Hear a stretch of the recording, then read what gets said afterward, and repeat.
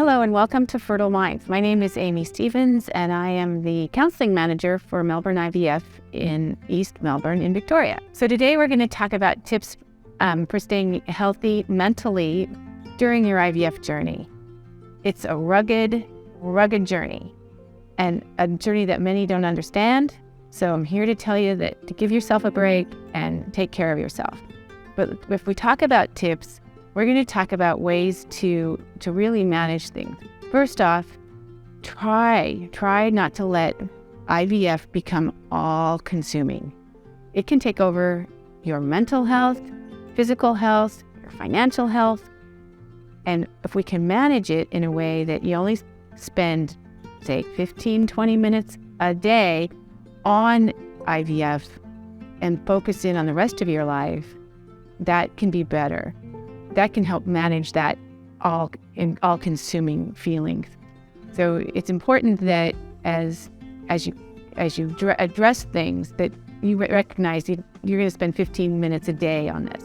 It doesn't need to be 80% of your day. It can be 15 minutes of your day. The other thing is try not to Google things.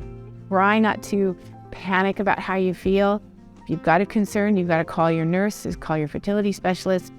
Call the person who knows you and your body as a way to manage that anxiety. Next, it's important that you set boundaries. People who love you, who know you're doing IVF, because they love you, will say, "How are you doing? What happened? How'd it go?" And if you don't want to tell them, you need to say, "I will tell you when I have good news. I'll tell you when I need something. But right now, I just need to do this, and I will honor you by telling you when I need something." Then you do need to honor that and reach out if you do need something, because people want to help and people want to take care of you and love you. Next, it's important you do some of your own self-care techniques, which are a good book, a good walk, whatever you like. If you like beige food when you're feeling like, oh, you want that fish and chips, go for it. If you want to if you need to take a small trip or a hike, if you do that, if you need time off from work, do that. Take those steps to take care of yourself. Put yourself first. And it's things that we don't typically always do, but you have permission to make sure that you put yourself first with your own self-care. And finally, again, say no to things. If you don't want to go to parties, if you don't want to go to that family gathering where your sister-in-law is going to announce that she's pregnant, you by all means can say, "I can't manage that today. I'm not going to go." You're not going to have to do that forever, but you are going to have to do it for now.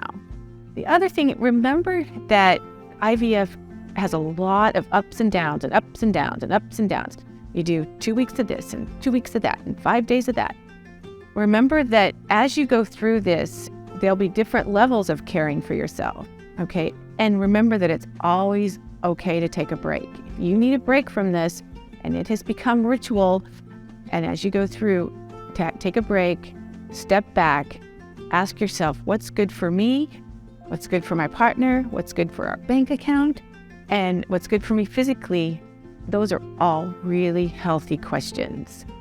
And as you move through this, it's just important to know that it's a continuum. We don't have success the first time. Many times there's not success the first time. So just give yourself permission to move through, and then to decide when you are done, what is that closure look like for you? Let us know if there's anything we can do, and good luck.